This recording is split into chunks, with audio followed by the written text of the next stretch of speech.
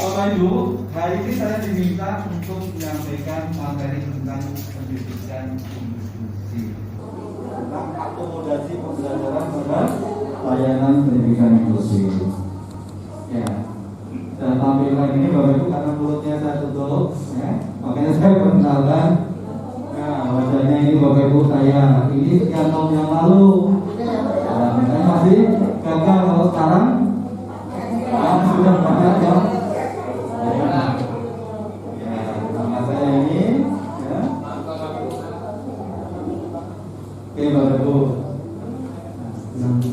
apa belum pernah kenal ya nih. Baik,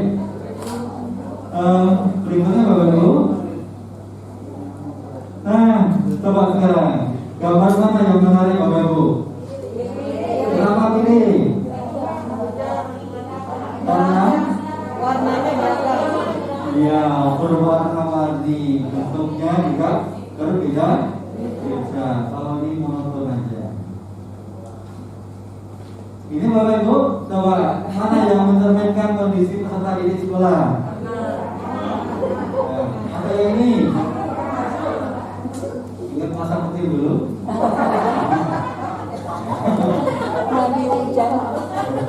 Itu ada tambahan tuh.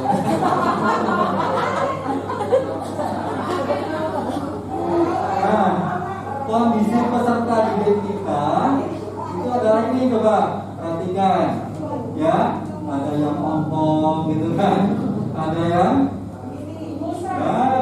nyompong juga, ada yang gemuk, ada yang kurus, ada yang cakep, ya, ada yang kurang cakep. Nah, anak kita ini adalah anak yang bagaimana? Yang beragam, berwarna-warni. Itulah layanan pendidikan inklusif. Gitu. Jadi murid kita ini adalah murid kita yang beragam. Jadi layanan pendidikan inklusif itu tidak hanya di dalamnya ada peserta didik berkebutuhan khusus, tapi peserta didik yang berasal dari berbagai latar belakang, beragam. Adakah sekolah yang muridnya seragam semuanya? Tidak ada kan? Tidak ada. Coba yang punya putra juga siapa? Yang putranya 2, yang putranya 3. Nah, yang dua itu, apakah 2 itu sama persis Bapak Ibu? Beda. Padahal bapaknya sama kan Bapak Ibu? Ibu terutama? Ya. Kalau saya bertanya ke ibu Pak, karena yang tahu persis adalah ibu. Satu bapak, satu ibu, ya, dikasih makan dia juga sama, ya. Prosesnya Bapak Ibu juga sama kan? Sama.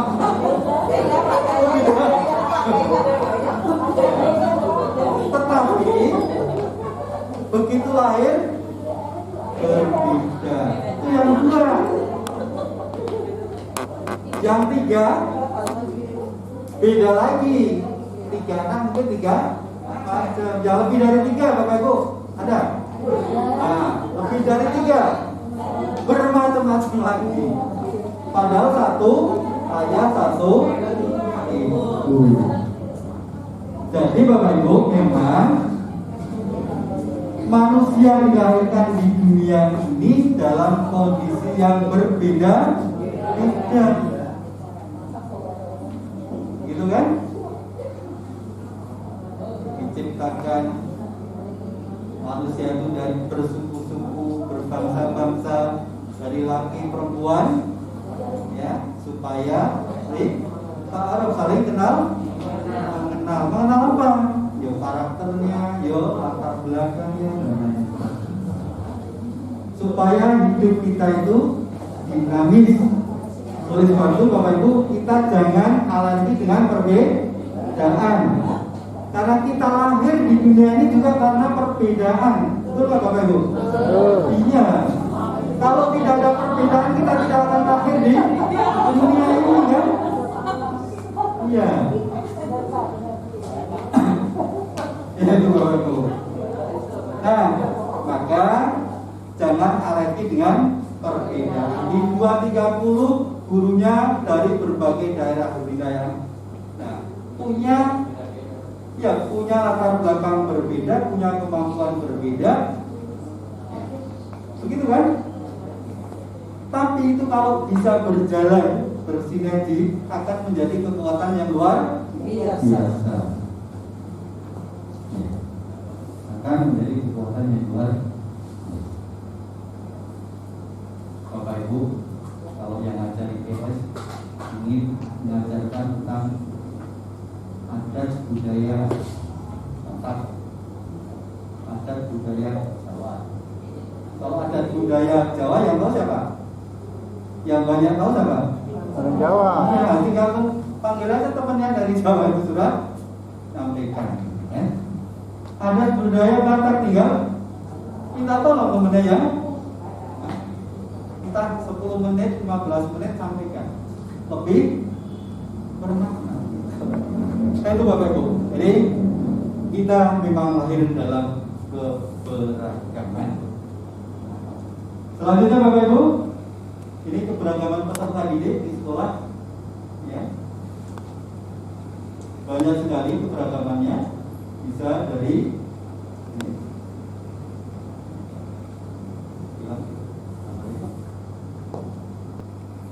Ya, peserta didik kita beragam. Kelas merupakan bentuk dari keberagaman yang ada di dalam masyarakat. Masyarakat beragam karena setiap individu ada di dalamnya juga beragam. Dan seterusnya. Pada akhirnya kita terbiasa dengan beragam. Nah, sekali kita jangan alergi dengan perbedaan, bahkan keberagaman adalah sesuatu yang oke Bapak Ibu. Nah, apa saja bentuk keberagaman itu? Dari kemampuan yang beragam, betul nggak Bapak Ibu? Bentuk fisiknya beragam, jenis kelamin. Kalau jenis kelamin hanya ada 2 Bapak Ibu, ya kan? Jenis kelamin itu hanya ada 2. Ya nggak ada nggak yang protes? Itu berbeda. Punya pikiran, terus keluarnya juga. Itulah kondisi peserta didik. Nah, keberagaman kemampuan di dalam diri peserta didik ini Bapak Ibu, ini lebih khusus kemampuan sensoris. Ada yang telinganya kalau saya bilang pengen, ya, bisa mendengar cukup tajam. Tapi ada yang agak tolong, ya, panggil itu karena penglihatan dia juga ada yang awas, ada yang kurang awas. Ya, ada yang lihat tulisan itu nggak jelas. Tapi kalau lihat duit jelas. Nah, kemampuan kinestetik kaitannya dengan aktivitas fisika, kemampuan matematis, ada yang pintar gitu, tapi ada yang betul banget gitu. Sehingga tidak semua anak suka dengan matematik. Kemampuan berbahasa, ada yang pintar ngomong, tapi ada yang pendiam. Musikal, ya. Spasial itu apa Bapak Ibu? Kaitannya dengan relasi ruang. Relasi ruang. Kalau ada malam begini, kemudian kalau kita nggak punya apa kemampuan itu, ya kita nggak bisa ngukur gitu berapa tinggi kita. Tapi kadang refleks, kita di mobil ada pelan, Udah tahu di mobil pasti tetap duduk juga gitu. Ya. Oke, ini spasias. Kemampuan bekerja sama dengan orang lain. Ya. Ada yang sering atau bisa kerja kelompok, ada anak yang kerja maksimal kalau ini menguasai diri, ya, memahami alam dan seterusnya. Ini keberagaman kemampuan. Nah, Bapak Ibu, saya yakin sebelum di sini ada peserta didik berkebutuhan khusus, saya yakin di sekolah ini juga sudah beragam. Betul nggak Bapak Ibu? Iya. Jadi sebelum ada peserta didik berkebutuhan khusus, sebenarnya di sekolah ini layanannya sudah inklusif karena tidak membeda-bedakan antara satu dengan yang lain. Itu kan Bapak Ibu? Ya. Baik. Nah, sekarang ini Bapak Ibu lebih khusus lagi. Keberagaman peserta didik berkebutuhan khusus. Ternyata anak berkebutuhan khusus itu banyak sekali Bapak Ibu. Dari yang nomor 1, anak dengan hambatan penglihatan. Hambatan penglihatan, ada yang buta, ada yang low vision, ada juga yang melihat itu hanya 2 dimensi Bapak Ibu. Jadi ada anak yang penglihatan itu hanya 2 dimensi, jadi nggak ada tebal tipis, nggak ada lubang tipis, pokoknya semuanya datar. Ada yang buta warna, ada yang paling ditakuti tercapai adalah anak apa Bapak Ibu? Anak juling. Berikutnya yang kedua, anak dengan hambatan pendengaran. Hambatan pendengaran itu dari anak yang kurang dengar sampai anak yang tuli. Ada juga anak yang tidak bisa membedakan nada. Bapak Ibu, coba Bapak Ibu lihat organ itu lebarnya berapa nih? Kira-kira nih? Ya? Ada berapa tools ini? Nadanya dari paling dari rendah, sedang, tinggi. Apakah tinggi bisa penuh juga nggak tahu. Tapi Tuhan menciptakan tools yang ada di sini bisa bedakan suara yang sangat rendah atau yang rendah, yang sedang, yang sampai tinggi, ya, dipasang di kuping kita, nggak ada yang normal dulu dan nggak ada yang konser. Coba kalau konser kan suaranya antara nada satu dengan yang lain bisa kacau, tapi telinga kita perangkatnya oleh Tuhan diberikan hanya cukup kecil nih, taraf orgi sana. Itu Bapak Ibu, bersyukurlah kalau kita sampai saat ini masih diberi pendengaran yang normal. Kita masih bisa bekerja sambil mendengarkan musik. Mau tidur mendengarkan musik. Bagaimana dengan anak-anak yang mengalami hambatan pendengaran ini? Ya. Besoklah ada bom meledak. Ya.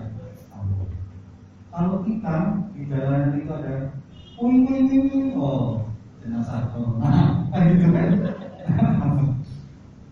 Sudah punya anak yang mengalami hambatan pendengaran, ya bisa merasakan. Demikian juga yang kelihatan ya Pak. Ketika kita berwisata di bisa menikmati keindahan dalam perjalanan betapa indahnya. Coba anak yang mengalami hambatan kelihatan, yang tidak melihat sama sekali. Mau piknik kemana ya hitam semua gelap gitu kan, karena tidak bisa membedakan tadi alam yang ada tadi seperti apa dari sisi bersyukurlah Bapak Ibu, kita diberikan penglihatan dan pendengaran yang kalau Bapak Ibu ingin mencoba bagaimana sulitnya orang tidak melihat Bapak Ibu, cukup Bapak Ibu pakai kain hitam full itu ya, diikatkan di mata kita. Sudah, tidak usah lama-lama, kira-kira 4 bulan. 4 bulan Bapak Ibu. Ya artinya Bapak Ibu kemana-mana ya pakai tongkat gitu. Nah kalau mereka kan panjangnya ya. Kalau Bapak Ibu ingin merasakan orang kita mati lampu aja sebentar udah bingung ya. Dia mati lampu sepanjang ayat yang masalah itu. Ya, ini kaitannya dengan pendengaran. Yang ketiga, hambatan intelektual Bapak Ibu. Mungkin di sekolah ini ada yang inteligensinya di bawah rata. Mungkin cukup banyak gitu. Kemudian anak dengan hambatan fisik dan motorik, tangannya tidak mungkin, ya, atau jalannya tidak mungkin, atau jarinya lebih, ada yang mestinya 5 jadi 6 atau 10. Ada yang otaknya bagus, tapi motoriknya yang bermasalah. Itu yang disebut dengan anak cerebral palsy. Ya. Otaknya bagus, tapi mau ngomong, mau nulis itu sulit. Kalau ada anak di sini seperti itu, nanti Bapak Ibu bisa layani sesuai dengan tadi. Kalau nulis ya mungkin, ya. Kalau sulit dengan tangan nanti bisa dialihkan dengan komputer, laptop misalnya. Ternyata lebih. Kemudian anak dengan hambatan komunikasi dan sosial, ya. Komunikasinya terganggu, menyendiri terus, ya. Anak dengan hambatan emosi dan sosial, gampang marah. Sekarang ada di Bambus, itu ada satu sekolah di sana yang disebut dengan Anjayani di panggung sosial. Sekarang di sana itu digunakan untuk penangguhan anak-anak yang berhadapan dengan isu pencurian, pelecehan seksual, pembunuhan, perampokan dan lain sebagainya. Kemudian anak dengan hambatan majmuk, apa maksudnya? Ya tidak hanya satu, sudah tidak melihat, tidak mendengar juga. Tidak melihat, inteligensinya rendah pula. Kalau Bapak Ibu ingin melihat, ya, di Jakarta ini ada, ya, Rawinala. Di sana itu menangani anak-anak MDWI, cacat ganda, tapi cacat ganda dari netra. Artinya netra plus apa? Tidak melihat dan tidak mendengar. Bayangkan Bapak Ibu, seperti apa? Kalau kita tidak melihat, masih mendengar, itu masih bisa menerima apa? Merespon dari rasa dari Allah. Tapi kalau tidak mendengar, tidak melihat, itu betapa sulitnya. Terus ngajarinya juga seperti apa? Itu Bapak Ibu. sesulit-sulitnya Bapak Ibu, anak-anak berkebutuhan khusus yang ada di sini, saya yakin belum ada yang lebih berat dari anak-anak.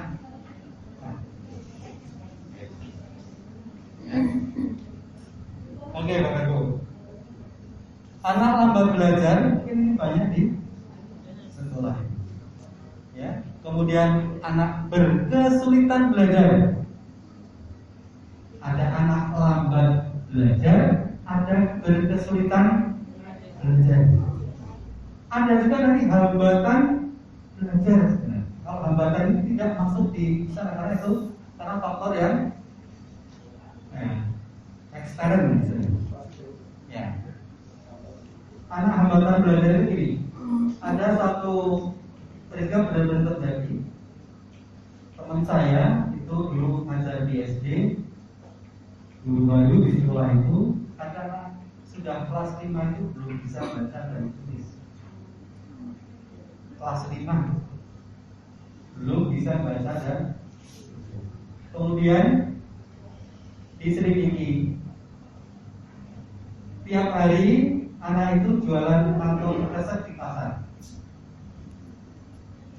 Ibunya juga jualan, itu tinggal sama ibunya.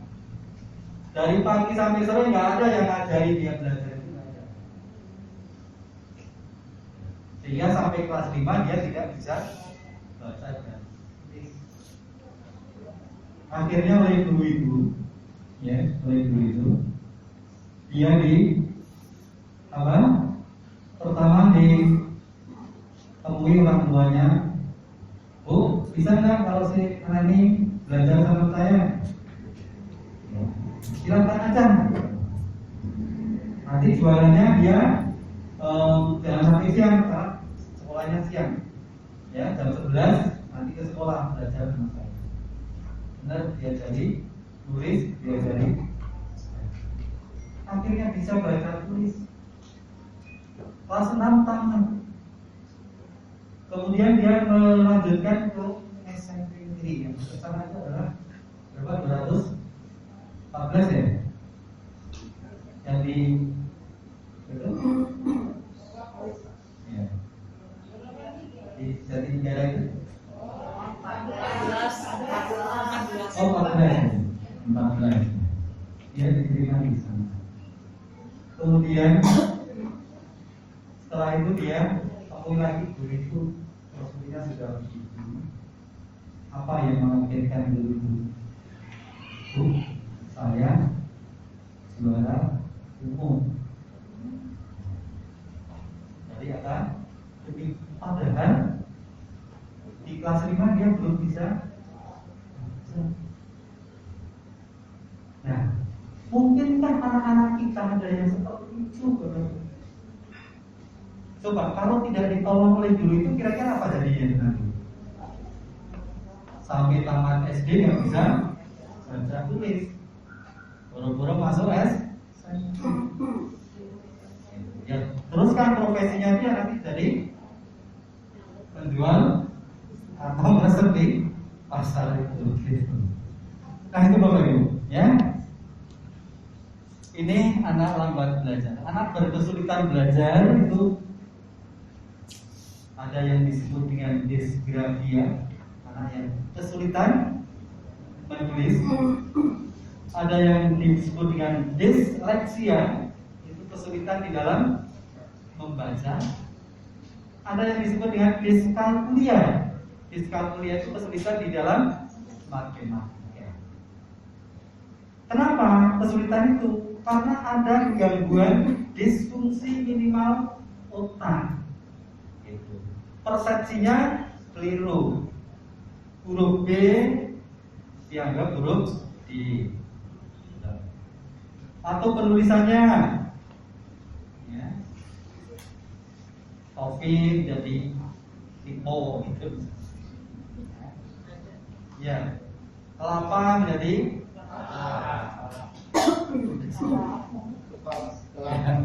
ya, itu diskalkulia itu dalam konsep bilangan.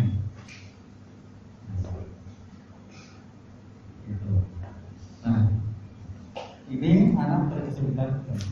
Kemudian yang ke-10 adalah anak cerdas istimewa dan berbakat istimewa. Mungkin ada anak yang cerdas sekali, ada juga anak yang berbakat, ya, kaitannya dengan musik, dengan karya suara dan lain sebagainya. Ya, itu anak yang ini tergolong. Ini semuanya berada di lingkungan kita.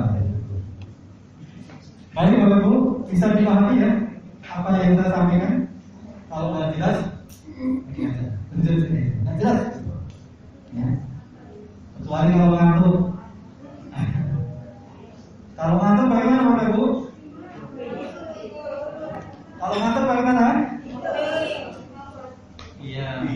Ngantuk itu tidak ada obatnya kecuali boleh tidur, tetapi tidak boleh mengganggu stabilitas lingkungan. Ya. Begitu tidur narik.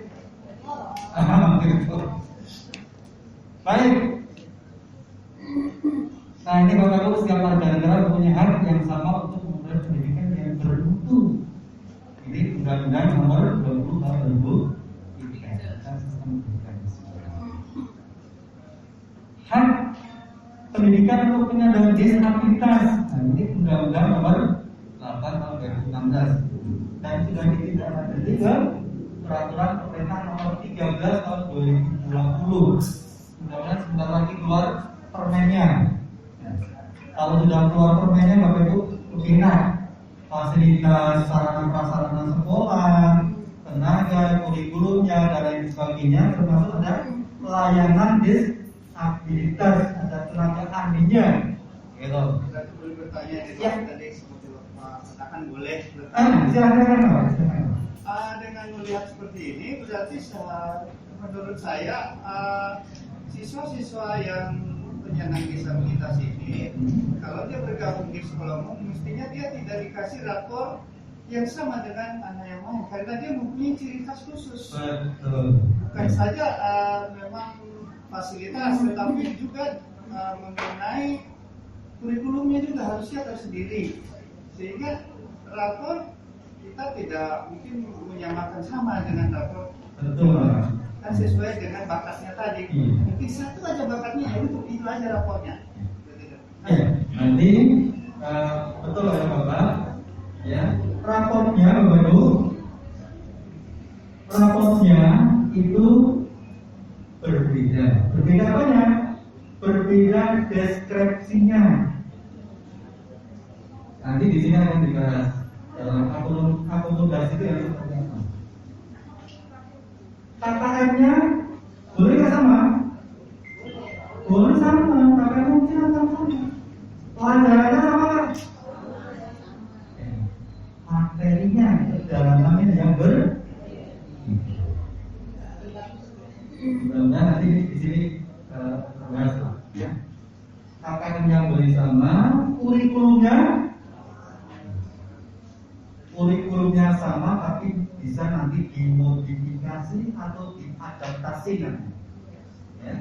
Bagaimana nanti mengadaptasi? Nanti kita bahas di sini. Itu Pak ya? Oke. Daripada saya mengulang penjelasan nanti, gitu ya Pak ya? Baik, bagus. Satu lagi, Ya. tadi udah agak lewat. Ya. Tadi kan sudah disampaikan beragam anak berkebutuhan khusus. Ya. Nah sekarang ini belakangan ini ada anak-anak, terutama anak-anak remaja yang terjangkiti sindrom, misalnya sindrom TikTok. Jadi dia dalam kondisi diam pun gerak-gerak, sedikit gerak-gerak seperti dia TikTok. Padahal dia lagi kondisi normal, lagi ngobrol. Nah apakah anak semacam ini bisa tergolong dalam anak berkebutuhan khusus? Kalau itu permanen Bu. Kalau itu permanen dalam jangka lama Ya, dan dia akan mengganggu, itu bisa berkebutuhan khusus. Dia ada gangguan perilaku. Tapi kalau sesaat karena dia apa itu? Ya istilahnya kecanduan lagi, ya kan sementara. Ketika itu sudah ditangani itu hilang. Makanya berkebutuhan khusus itu bisa disebabkan dari faktor eksternal, bisa internal, bisa permanen, bisa sementara, temporer, ya.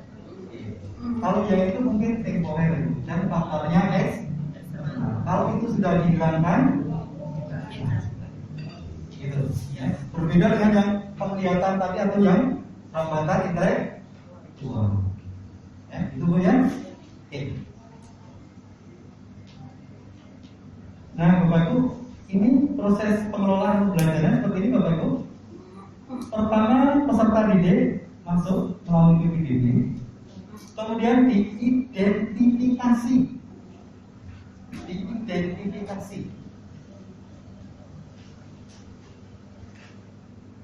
Apa yang diidentifikasi?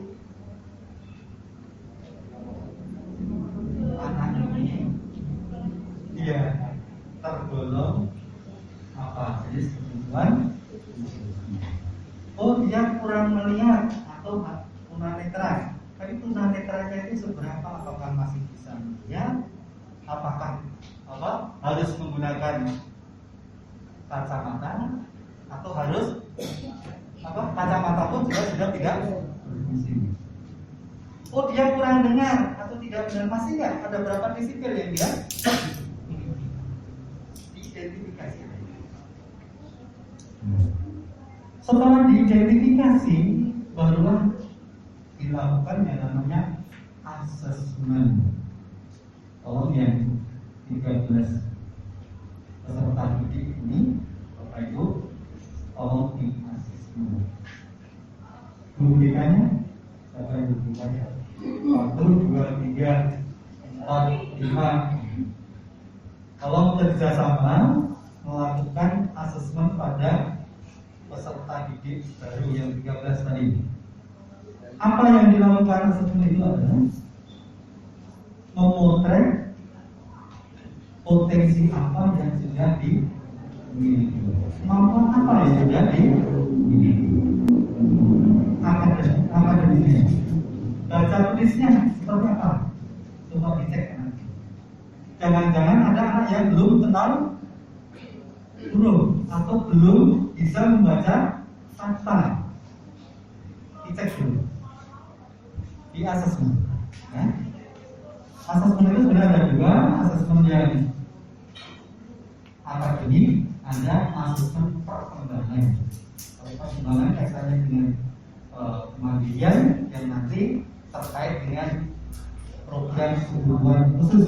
Kalau tunanetra itu nanti ke orientasi mobilitas. Kalau tunarungu itu ke bidang komunikasi persepsi dan seterusnya. Nah, Bapak Ibu, ini tadi ada asesmen perkembangan, ada asesmen akademik. Nah, asesmen akademik tadi contohnya kemampuan membaca, menulis, berhitungnya. Seperti apa? Bapak Ibu narasikan mampu membaca suku kata. Nah, yang dituangkan di dalam profil peserta didik berkebutuhan khusus tadi. Ya, Bapak Ibu asesmen kemampuannya tadi, terus dinarasikan nama si A umur sekian tahun, kemampuan akademik membaca, mampu membaca suku kata, belum mampu membaca kata, belum mampu membaca kata dengan huruf pati misalnya, dan seterusnya. Nah, kemampuan matematika dan seterusnya. Nah, ini profil peserta didik. Intinya adalah memotret apa yang dia sudah kuasai, kemudian memotret juga apa hambatannya. Nanti mengalami hambatan di apa? Kemudian apa yang dibutuhkan. Contohnya tadi kalau mampu membaca suku kata,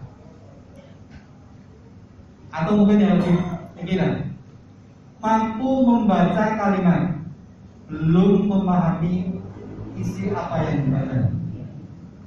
Kira-kira yang dibutuhkan apa Bapak Ibu? Kemampuannya mampu membaca, hambatannya belum memahami isi apa yang dibaca. Yang dibutuhkan apa Bapak Ibu? Latihan memahami isi bacaan. Nah itu nanti yang kita buat. Oke, Bapak Ibu, setelah profil ini dibuat, barulah digunakan untuk merumuskan kurikulumnya, Pak. Tadi, ya, kurikulumnya.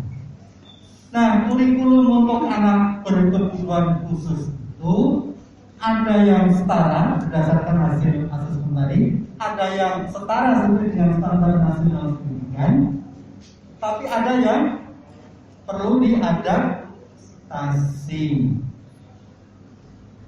Yang setara ini sering disebut dengan istilah diduplikasi. Artinya Bapak Ibu, materinya itu disamakan dengan yang lain. Nah, dia bisa mengikuti materinya disamakan dengan yang lain. Mungkin yang berbeda nanti di prosesnya dan alatnya. Bapak Ibu, ada anak tunarungu, otaknya bagus, kemampuannya bisa, tetapi di proses harus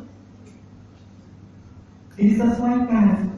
Di prosesnya nanti diadaptasi atau dimodifikasi. Bagaimana? Karena anak tunarungu itu harus bertatap muka, ya, harus bertatap muka, membaca verbal, maka Bapak itu tidak boleh membelakangi. Termasuk juga ini agak repot nih di pandemi ini, Bapak itu harus pakai masker. Nah, anak tunarungu nah, jadi nanti kalau Bapak Ibu ngajar anak tunarungu jangan pakai masker ini, ya pakai ya. Jadi peserta didiknya masih bisa melihat gerak didiknya. Itu di prosesnya Pak, prosesnya itu yang berbeda, tapi materinya sama. Kalau anak itu mampu mengikuti kurikulum, tetapi kalau tidak mampu diadaptasi. Nah, mungkin juga setara, apalagi yang mampu adaptasi juga tidak bisa, jauh sekali dengan kemampuan yang lain. Maka anak ini dengan program pembelajaran individual, mungkin dia potensinya bakatnya di apa ya udah itu ada, karena yang lain dia tidak bisa gitu. Nah, ini tapi mudah-mudahan di sekolah ini tidak ada yang seperti itu, ya, setidaknya ada di sini lagi ada. Nah Bapak Ibu, nih adaptasi itu ada 4 macam. Dalam mengadaptasi kurikulum itu ada 4 macam. Ada yang namanya adisi. Adisi itu apa? Adisi itu menambah materi kalau dirasa memang itu kurang. Tadi ada anak yang ke-10 kali, anak yang cerdas, istimewa dan bakat istimewa. Mungkin di kelas itu ada, di kelas Bapak Ibu ada yang anak dikasih tugas, yang lainnya belum apa-apa, dia sudah selesai semua. Dan benar. Ada nggak? Kalau Bapak Ibu tidak layani, maka dia akan usir lagu yang lain. Ya, oleh temennya gitu kan, oleh temen. Ya nggak salah dia, kenapa? Nggak akan terjadi. Oleh sebab itu Bapak harus melakukan 2 pekerjaan dia mungkin 3 atau 4 pekerjaan. Nah, tidak mengganggu yang ini adisi. Yang kedua adalah substitusi. Substitusi itu mengganti. Ganti karena memang tidak. Apa contohnya Bapak Ibu? Ketika Bapak Ibu sekolah mengadakan outing class atau wisata di luar sana, setelah pulang itu guru seni rupa meminta anak-anak untuk membuat satu lukisan tentang alam yang sudah dilihat kemarin. Ya, coba kamu pilih satu lukisan atau kamu buat lukisan tentang alam yang kamu lihat kemarin. Sementara di situ ada anak tunanetra, Bapak Ibu. Coba bayangkan anak tunanetra diminta untuk melukis dengan kasih warna sesuai dengan alam yang kita. Begitu tunanetra kan semuanya benar kan? Pariwisata itu kalau Bapak Ibu tidak memberikan penjelasan dalam perjalanan, dia tidak dapat apa-apa.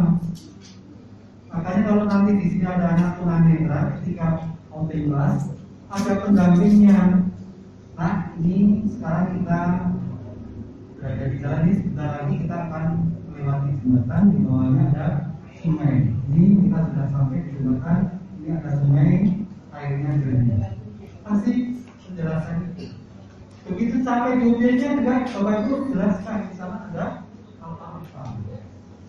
Kalau tidak mau outing class 1000 kali kan gak dapat apa-apa karena dia tidak punya.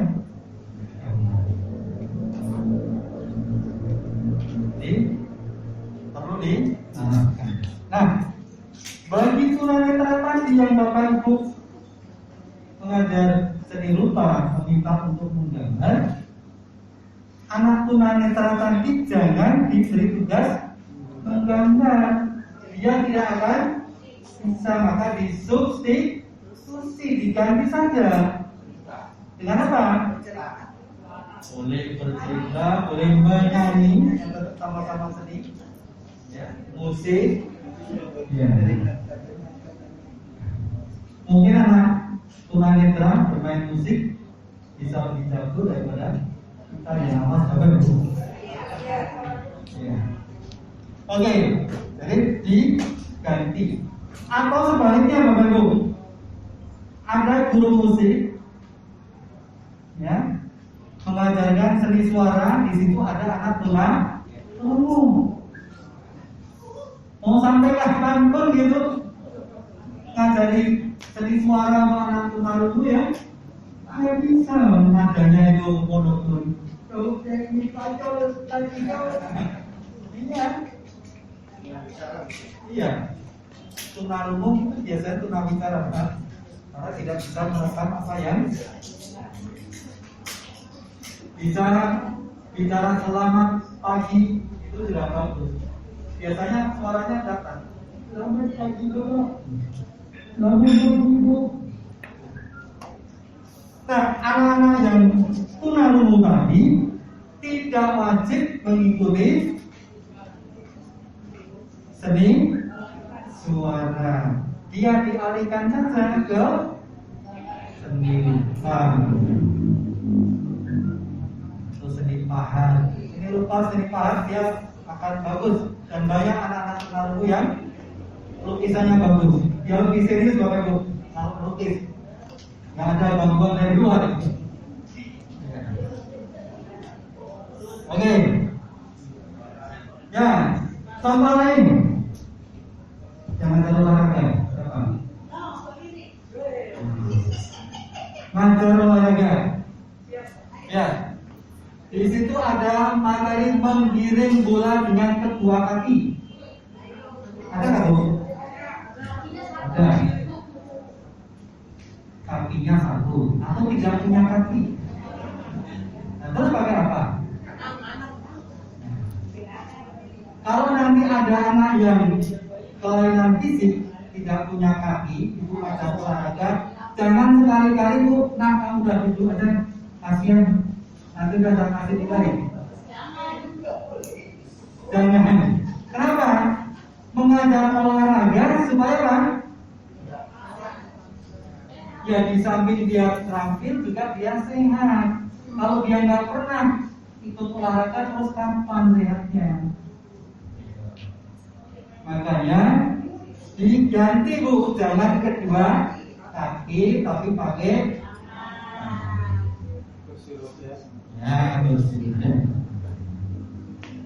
Itu. Nanti narasinya berbeda tadi di rapor tadi. Narasinya berbeda. Olahraga dapat 8. Yang lain punya olahraga juga dapat 8. Orang tua yang nanti protes. Oh dia untung kalau olahraga 8. Iya orang tua yang nggak ngerti itu ada protes gitu. Makanya yang jawab siapa? Ya gurunya bapak ibu. Ya 8 tapi narasinya 8-nya dia apa? Mampu menggiring bola dengan kedua tangan. Ini pakai tangan ya, orang nggak punya kaki boleh begini gitu ya. Ya itu namanya disubstitusi. Nah yang berikutnya disimplifikasi. Disimplifikasi itu disederhanakan. Nanti bagaimana menyederhanakan di tayangan ini insya Allah ada. Ya. Kalau saya ceritakan ini tentunya kurang jujur. Yang terakhir omisi. Omisi itu apa? Dihilangkan. Pak boleh nggak kaki-kaki dihilangkan Pak? Boleh. Kalau memang anak itu ya tidak akan mampu. Contoh, anak itu kemampuannya matematika baru 19 sampai 20. Terus ada materi persamaan kuadrat. Nah, kira-kira gimana? Ya, oh bapak ibu mengajari kayak apa?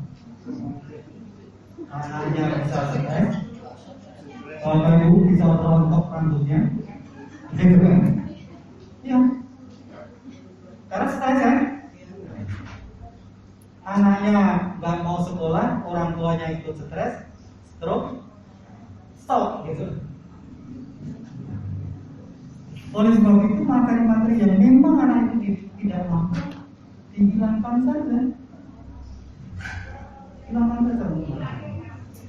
Tapi jangan semua hilangkan. Kalau hilangkan semua Bapak Ibu harus membuat ini. Kalau hilangkan semua ini. Oke, ini untuk adaptasi. Nanti penjelasannya di belakang ini. Mudah-mudahan. Ya, kemudian penetapan AD dan UPK, kemudian penentuan yang efektif, hilafus, total, lunas, dan lain sebagainya. Bapak Ibu ini, nah ini kaitannya nanti dengan penentuan KKN, Bapak Ibu. Soalnya nanti dipelajari kan? KKN. Ya. KKN boleh sama. Ya, tapi nanti narasinya yang berbeda. Sekolah ini menggunakan KKN tunggal atau KKN tunggal. Kan ada KKN tunggal, ada KKN yang majmuk, ada KKN yang rumpun mata. Dihitung berdasarkan yang tadi kan dari apa? Kalau dulu intek, kalau sekarang karakteristik peserta di. Kemudian kalau dulu komplek Kalau sekarang karakteristik mata. Yang ketiga daya dukung tulang. Kalau sekarang kondisi satuan per. Oke. Nanti ya Ibu. Beda ya. Ibu siapa namanya Bu? Ibu Hermia. Gimana Bu? Ya. Yang dua-duanya mereka itu sulit di dalam menulis dan membaca. Nah, kalau saya sebagai guru bidang studi yang umum, nah kan di sini ada bentuk dengan cara yang Bapak paparkan tadi, ya harus disederhanakan, harus diganti. Nah, sementara pelajaran agama itu cuma 1 kali pertemuan dalam 1 minggu. Dan kedua anak ini, yang satu mungkin sama mamanya, karena ada pertemuan. Yang satu ini sudah anak yang piatu, tinggal sama abangnya, sementara abangnya berangkat kerja jam 8 pagi, pulang jam 10 malam. Saya juga sudah pernah ketemu waktu dalam kasus ini, saya juga sampaikan itu adiknya. Nah, tentu kalau saya sebagai guru bidang studi agak sulit untuk menindaklanjuti dengan cara yang Bapak sampaikan tadi, kecuali misalnya saya seorang khusus orang TKI yang bisa menindaklanjuti ada kerjasama dengan kementerian. Nah, bagaimana caranya saya untuk menghadapi atau menolong ini anak paling tidak seperti tadi yang disampaikan Bapak, bisa sedikit dia membaca apa materi yang saya sampaikan. Jadi kalau selama ini kami memberikan nilai jangan sampai aja karena seperti yang dikatakan sudah mungkin dan biar aja ya. Jadi setelah ini makanya kami bilang teman-teman ini ya benar ini pembelajaran buat kami bagaimana kami menolong anak yang berkebutuhan khusus sementara mengajar yang punya jarak target dan hanya dibentukkan dia jam pelajaran seminggu. Terima kasih Bu Hermi. Sebelum saya jawab, ada yang mau jawab? Dia tidak bisa membaca dan menulis.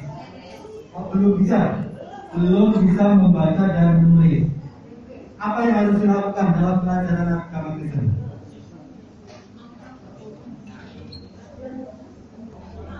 Nah, itulah pentingnya tadi melakukan asesmen.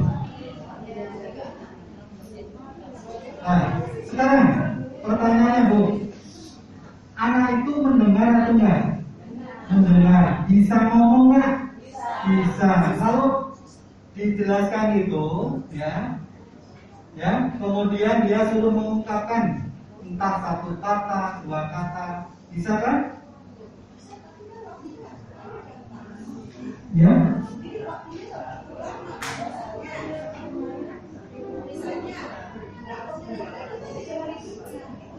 Misalnya gini Pak, di pembelajaran dia, kita coba seperti itu. Saya sudah pernah coba waktu jam istirahat, karena ke sini dulu ya, karena dia udah. Tapi dia susah Pak, jadi harus sampai melanjutkan kalau saya tidak sama dengan orang tua. Ya. Sekarang kondisi kekeluargaan tadi kan saya jelaskan dulu Pak. Jadi bagaimana cara saya yang bisa membaca dua suku kata dari isi Alkitab itu, Pak. Ya. Ya, Ibu, idealnya memang kerjasama dengan sekolah membuat programnya, orang tua ikut melakukan di rumah. Kalau itu tidak bisa dilakukan, apa yang bisa dilakukan di sekolah, Bapak Ibu? Adakah waktu untuk dia di sekolah? Ada. Kalau ada waktu, ya waktu yang dia miliki di sekolah itu kita gunakan. Targetnya, jangan targetnya sama seperti yang lain. Dia bisa mengucapkan 2 kata saja, mungkin itu sudah 1. Gitu. Ya. Jadi targetnya tidak seperti yang. Jadi Bu, nanti kalau ibu memberikan nilai KKM, berapa KKM ibu? 70 berarti nanti narasinya dia mampu mengucapkan kata apa di dalam materi yang Bu sampaikan. Tuhan, apa kata itu? Di samping itu Bapak Ibu, di samping itu pelajaran agama kan tidak semuanya dalam bentuk kognisi yang diwujudkan dalam tulisan, tetapi ada praktek, ya, ada praktek berbuat baik dengan orang lain, praktek kan? Itu juga mengulang yang terjadi. Itu Bu ya. Jadi targetnya jangan disamakan dengan yang lain. Oleh karena itu kenali betul melalui kegiatan ini tadi Bapak Bu, ya, memotret potensi apa atau kemampuan apa yang sudah dimiliki, gitu. Ya, oke Bu ya. Oke, lanjut Bapak Ibu. Ada yang mau nanya? Ya, silakan Bu.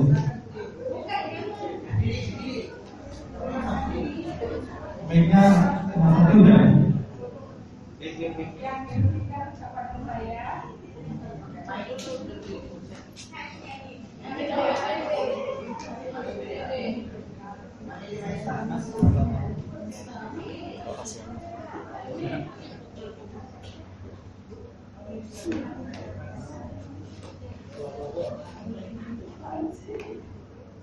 Tes.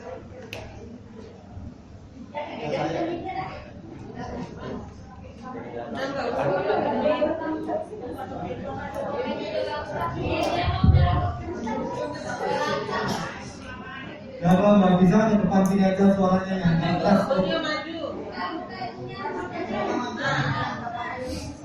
Ayo betul mulai.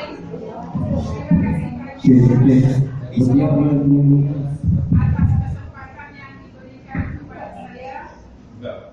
Nama saya Tiorosma Sinaga. Alamat. Saya adalah guru BK daripada siswa yang ditemukan oleh Ibu Fadmi. Jadi tadi dia mengatasnamakan agama Kristen muridnya itu kebetulan di kelas 7C. Namanya Stephen satu. Yang kedua adalah Agung. Saya sebagai guru BK mengamati selama ini.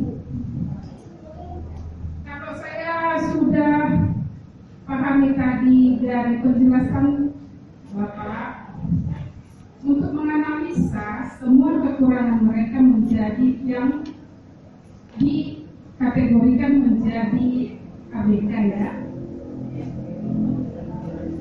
Seperti yang dikatakan oleh Ibu Herdi itu tidak bisa kita terima dikarenakan namanya juga ABK, harus super sabar, bisa berbicara, bisa berkomunikasi dengan kita apa yang kita tanyakan bisa dijawab. Itu sudah luar biasa kalau sudah digolongkan dengan ABK. Kalau menulis namanya bisa,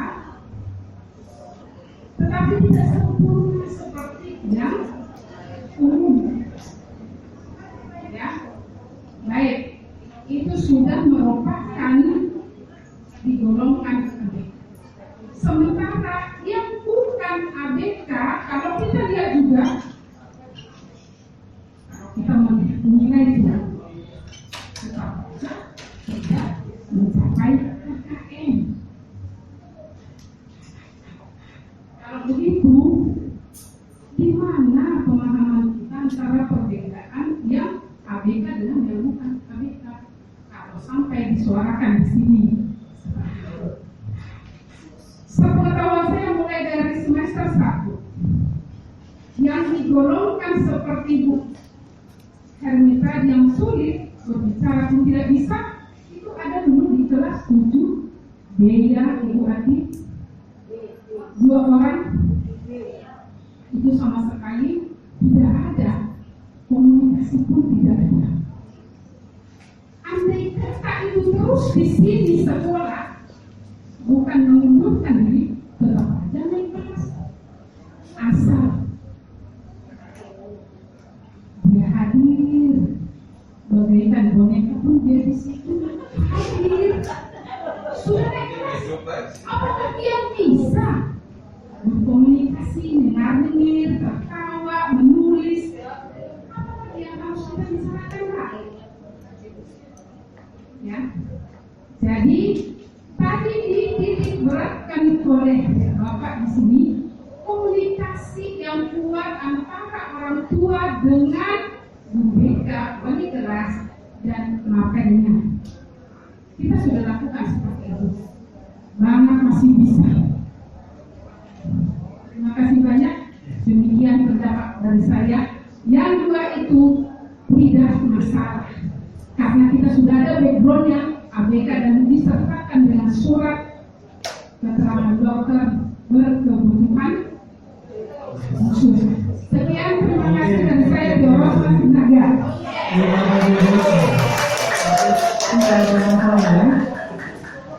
Oke Bapak Ibu, ya, memang kita harus bisa memahami, ya, dan memaklumi perbedaan yang ada pada peserta didik kita.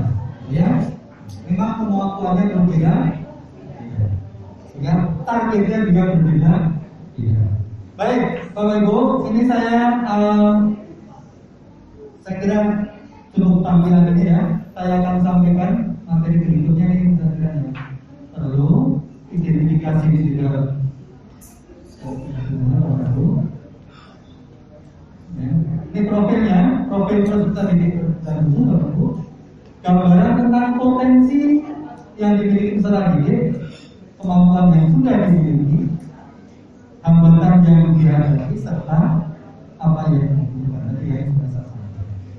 Nah, profil peserta didik ini digunakan sebagai dasar dalam memberikan pelayanan pendidikan. Jadi sebagai dasar dalam memberikan pelayanan. Akomodasi kurikulum, Bapak Ibu, ya, ini akomodasi yang lain adalah modifikasi dan penyesuaian yang tepat dan diperlukan untuk menjamin kenikmatan untuk pelaksanaan semua hak asasi manusia dan kebebasan fundamental untuk beraktivitas. Artinya dua, Bapak Ibu, ada modifikasi dan penyesuaian. Ini akomodasi kurikulum. Nanti akan saya Bapak Ibu, ini yang dimaksud akomodasi kurikulum. Di sini ada modifikasi, ada adaptasi. Jadi akomodasi ini mencakup ada modifikasi, ada adaptasi. Kalau adaptasi kurikulum dilakukan dengan melakukan penyesuaian pada salah satu atau beberapa komponen kurikulum dan memungkinkan melakukan penyesuaian, menaikkan atau menurunkan standar isi artinya, ya. Ini adaptasi. Kalau di modifikasi kurikulum merupakan penyesuaian pada salah satu atau beberapa komponen kurikulum. Komponen kurikulum itu ada tujuan, ada materi, ada proses, ada penilaian atau evaluasi. Nah, dengan tetap menggunakan standar isi atau KIKD, ya, standar nasional. Artinya KD-nya masih sama tadi yang saya sampaikan. Ada mungkin tunarungu, ya, tunarungu, tapi dia bisa mengikuti secara materi bisa, tetapi perlu modifikasi di dalam proses pembelajaran. Gitu. Berikutnya Bapak Ibu, ini komponen kurikulum tadi ada tujuan, ada isi atau materi, ada proses, ada learning. Kalau kita pembelajaran yang tidak terlepas dari 40.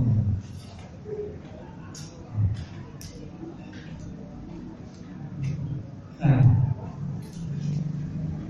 kurikulum Satuan Pendidikan Penyelenggara Pendidikan Inklusif SPPI. Ini ada duplikasi, ada kurikulum pendidikan disamakan dengan kurikulum tadi karena secara intelektual dia mampu mengikuti. Tapi ada juga yang harus diadaptasi, disesuaikan. Ada yang sebagian, ada yang mungkin beberapa, ya. Bahkan mungkin dari tadinya juga disesuaikan, bisa dinaikkan, bisa diturunkan.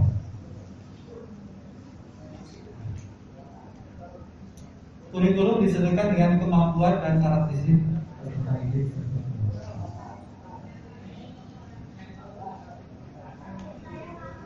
Ini Bapak Ibu, tadi sudah saya sampaikan, ini saya kira enggak perlu lagi ya. Ada tesis, implikasi, substitusi, kondisi. Ya, yang adaptasi tujuan Bapak Ibu ini, siswa dapat menjelaskan tentang peristiwa hujan. Siswa dapat menunjukkan gambar terkait peristiwa hujan. Nah, ini untuk yang reguler, ini untuk yang berkebutuhan khusus.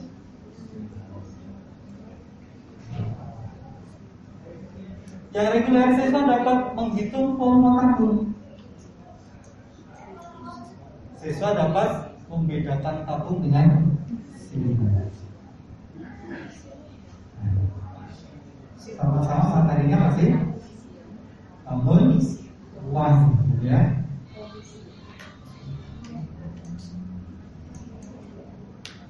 Nah, isi tadi volume bangun ruang, bentuk bangun ruang.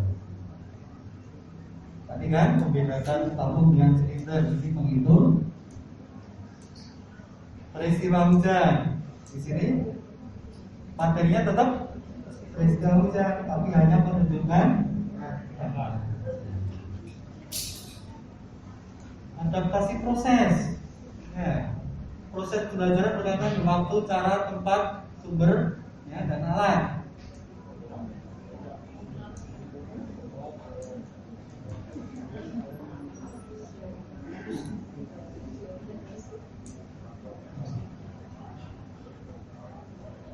Ya. Waktu belajar diperpanjang tadi, yang mestinya dia butuh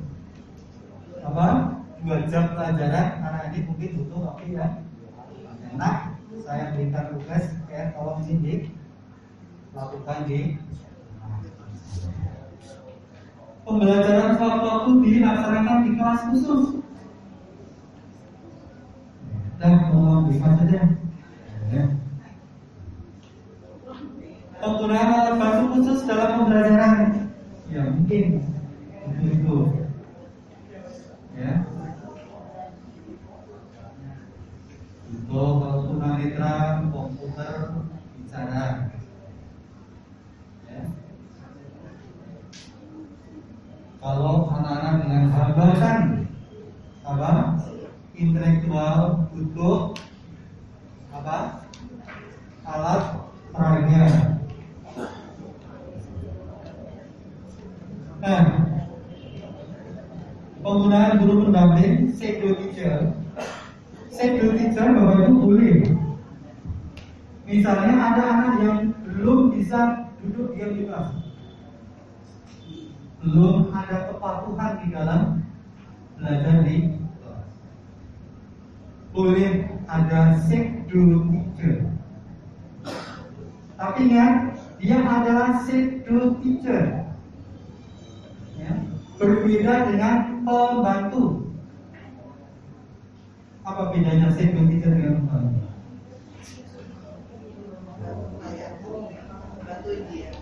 Ya. Kalau shadow teacher cenderung membantu melayani untuk menjadi lebih mandiri. Kalau membantu ya sifatnya membantu aja. Ya, shadow teacher itu adalah pendidik, ya, bukan pembantu. Kalau pendidik benar tadi, ya, membantu dalam proses supaya dia Contoh, yang lain disuruh mengambil buku, keluarkan bukunya. Yang lain bilang perintah itu kalau yang masih ngomong. Nah, di sebelahnya ada sedonya. Bagaimana perlakuan sedo terhadap anak tadi? Dia bukan pembantu. Apa bedanya pembantu dengan sedo ini? Kalau pembantu apa? Ya, tasnya diambilkan, dibuka, terus diambilkan bukunya. Itu namanya pembantu. Tidak boleh di kelas, di sekolah ada yang seperti itu. Dia berperan sebagai pendidik. Bagaimana caranya? Yang dikasih. Bukan? Pilih buku yang dilanjutkan. Ambil. Itu. Ini. Salah. Ini. Sampai dia. Itu namanya sedo. Tidak boleh berperan sebagai pembantu. Itu ya. Oke. Penempatan tempat duduk pada lokasi tertentu. Nah, kalau ada anak yang hambatan motorik harus dengan kursi roda, di mana dia ditempatkan? Di mana? Di kelas. Ini sudah bilang di bawah. Ya. Sekarang di dalam kelas.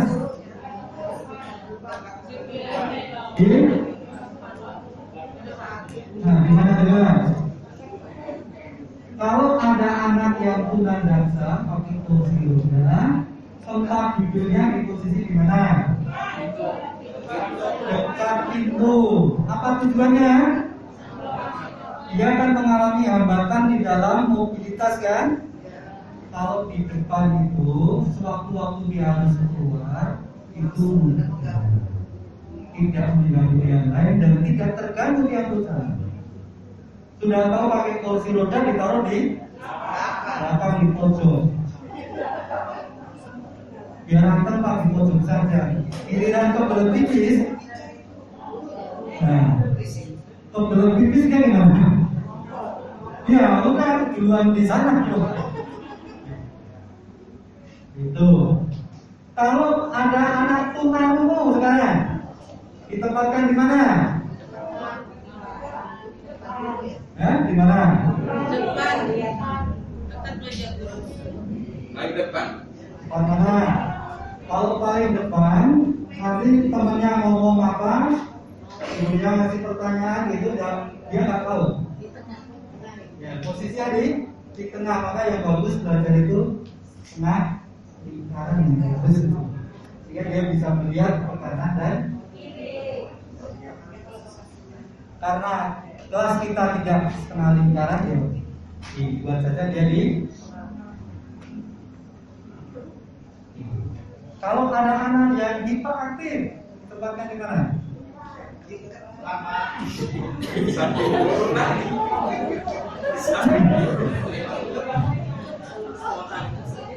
Bagus ya. Diikat ya bu. Diikat mejanya lebih kecil dari badannya dari biru diikat mejanya itu di bawah. Ya. Memang untuk awal dulu yang kecil ya bu. Ya. Nah, tapi bukan. Ayo saya cek dulu bukan. Saya dulu ngajar gitu. Ya karena nggak bisa diam.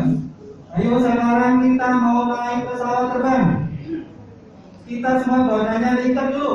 Wah diikat saja. Nah, diikat. Dah, bapak jelasin. Kalau naik pesawat ya badannya diikat. Jadi begitu saya masuk dari berikutnya kalau belum diikat ya minta diikat dulu. Itu teori gitu kan, trik kita seorang guru. Bukan ini nggak bisa diubah kata bukan seperti itu. Ayo kita sekarang mau naik pesawat terbang. Badan kita diikat dulu. Udah diam, Tapi kan bordelnya gede, porsinya gitu ke bawah Bu. Gitu. Nah, itulah suka dukanya menjadi guru. Ya.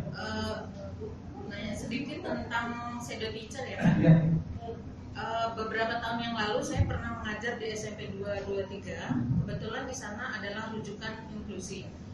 Kemudian inklusi ini beragam, dari autis, tunanetra, kemudian ada yang tunagrahita, kemudian beragam lah. Ada yang nah pada saat itu pendampingan atau shadow teacher-nya ini banyak sekali. Misalnya untuk yang tunanetra, kadang dari Helen Keller datang terus mengawasi lah anak-anak ini. Terus dari untuk anak yang autis ada dari perkumpulan guru-guru autis ini khusus yang menangani autism ini datang ngasih pendampingan atau apa. Kemudian ada anak yang keterbelakangan dari yang keterbelakangan mental atau lambat belajar, itu ada juga sering datang. Nah kemudian ini kayaknya sepertinya ya, saya agak lupa Pak, itu memang diutus dari dinas. Nah untuk yang sekarang ini kebetulan saya sudah di sini, anak ABK-nya itu tidak terlalu berat seperti ketika di 223. Nah kenapa tidak ada pendampingan seperti itu? Mungkin sekali waktu dari dinas yang berkaitan dengan siswa inklusi atau pelayanan inklusi ini datang nanyakan gitu, itu kenapa tidak ada gitu Pak? Terima kasih atas penjelasannya. Ya baik. Idealnya memang sekolah pendidikan inklusif itu ada guru pembimbing khusus atau PPK. Tapi sampai saat ini belum semua sekolah punya. Waktu saya dulu di sekolah, dari kepala sekolah dan sekolah itu pusat sumber, saya mengirim ke beberapa sekolah sebagai PPK. Jadi saya memberikan tugas pada guru itu ya secara bergantian ke sekolah-sekolah. Nanti berapa tahun saya tarik, saya pindahkan ke sekolah itu. Tapi seiring dengan banyaknya peserta didik berkebutuhan khusus di sekolah, kewalahan itu. Kami di sekolah jadi kewalahan untuk itu. Jangankan kita harus mengeluarkan itu untuk menangani yang di sekolah sendiri aja sudah sekali total. Karena itu kemudian di nah, tetapi sekarang ini kan sekolah boleh mengangkat GPK melalui anjak analisis. Usulkan ada guru pembimbing. Di kementerian juga rumahnya sudah dijual. Sudah ada namanya guru pembimbing khusus. Jadi guru pembimbing khusus itu bisa dari guru pendidikan khusus, bisa juga dari guru yang sudah dilatih tentang pendidikan khusus. Itu dia bisa sebagai guru.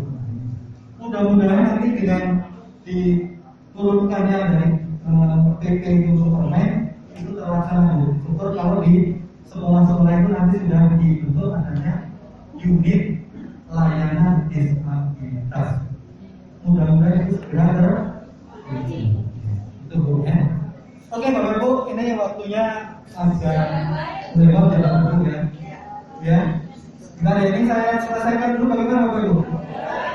Atau stop aja di sini? Selesaikan aja Pak. Ini yang penting Bapak Ibu yang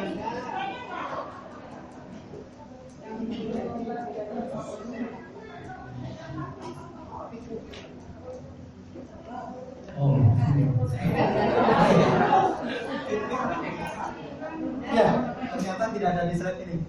Yang tadi saya katakan simplifikasi tadi, penyederhanaan. Bapak Ibu, menyederhanakan itu ada dua macam. Dilihat dari komponen, dilihat dari materinya. Bapak Ibu kalau cermati KD yang ada di mapel Bapak Ibu, di dalam KD itu terkandung dua muatan. Betul nggak? Muatan apa? Satu muatan kompetensi, yang satu muatan materi. Coba, pasti di sana ada kata-kata. Siswa mampu menganalisis apa? Menganalisis itu sendiri merupakan muatan kompetensi. Kemudian di belakangnya, kata di belakangnya itu adalah materi. Muatan kompetensi itu mengacu pada dimensi proses berpikir.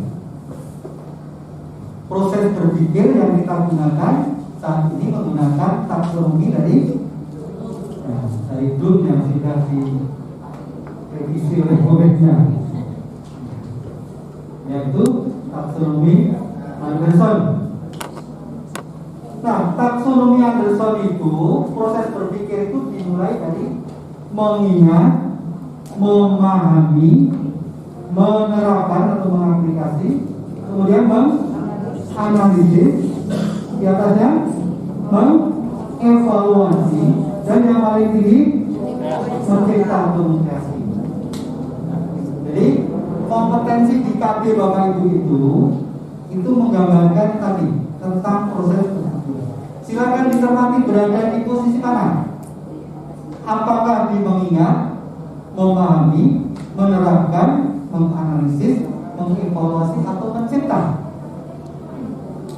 Kalau mau disederhanakan berarti diapakan? Diapakan?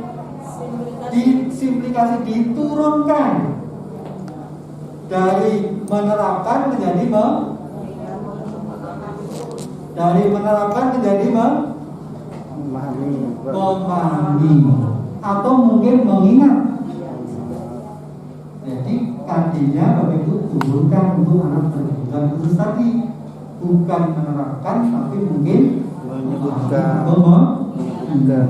Itu simplikasi dari aspek kompetensi. Sehingga materinya tetap sama, ya, materinya sama, tapi kompetensinya yang itu simplikasi dari aspek kompetensi. Pak Bapak Ibu, ya, paham ya? Silakan nanti dicermati KB-nya berada di tahap mana? Mengingat, memahami, menerapkan, menganalisis, evaluasi, mengkreasi. Iya. Ya, iya. Jadi kalau dikasih ke dua tapi beda, Ya. tetap Dua anak, yang satu nih yang bisa memahami, yang satu hanya sampai mengingat. Makanya deskripsinya ya. Ya. Oke, itu dari aspek kompetensi. Yang kedua, Bapak Ibu bisa simplikasi dari aspek materi. Aspek materi itu mengacu pada dimensi pengetahuan. Pengetahuan yang paling rendah apa Bapak Ibu? Faktual. Di atasnya konseptual. Di atasnya prosedural. Atasnya metakognisi. Nah, materi Bapak Ibu berada di tahapan mana? Metakognisi, prosedural, konseptual, atau faktual. Kalau dari prosedural bisa diturunkan ke konsep atau diturunkan ke faktual. Itu kalau kita mau menurunkan atau simplikasi dari materi. Tapi ingat Bapak Ibu, materi itu juga bisa kita simplikasi dari skopnya. Ya, skopnya. Kalau tadi faktual, prosedural, konseptual, prosedural itu kan tingkatannya, ya, segmennya, urutannya itu. Tapi bisa dari skopnya, cakupannya. Contoh, yang lain, ya, yang lain atau di KD-nya itu materinya sampai pembagian sampai 1000. Itu bisa diturunkan untuk bagian sampai 100, bagian sampai 5. Itu namanya di skopnya di. Oke Bapak Ibu, itu terkait dengan simplikasi. Ada yang ingin ditanyakan Bapak Ibu? Ya, silakan Bu.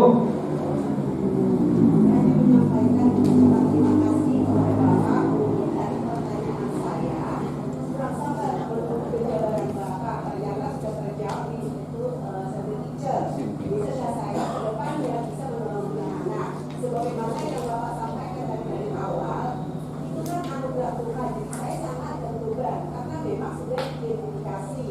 Kemudian menerima siswa baru itu di daftar nilai sudah ada model-model tertentu dengan anak-anak yang ABK. Nah, maka saya sudah mengetahui dan mengidentifikasi. Lalu bagaimana saya untuk menelpon anak? Dan kemudian bukan saya pengalaman menyampaikan kurikulum dengan yang normal. Itu saja Pak. Terima kasih penjelasan Bapak. Ya. Oke Bu, saya kira cukup Bapak Ibu ya. Waktunya sudah lewat setengah jam dan Bapak Ibu, marilah kita mulai dari hati kita, niatkan hati kita untuk melayani anak-anak tadi dengan tulus, dengan niat ibadah Bapak Ibu. Jadi tambahan ibadah. Bapak Ibu, siapa tahu kita nanti masuk surga bukan karena amal kita yang banyak, tapi karena doa dari salah satu anak itu. Itu ya Bapak Ibu ya? Iya, betul Bu. Siapa tahu doa anak itu nanti akan mengantarkan kita semuanya untuk bisa masuk surganya Allah. Ya, baik Bapak Ibu, sebenarnya banyak yang masih perlu dibahas, tapi karena waktu juga terbatas dan mohon maaf atas segala kekurangannya. Saya akhiri. Assalamualaikum warahmatullahi wabarakatuh.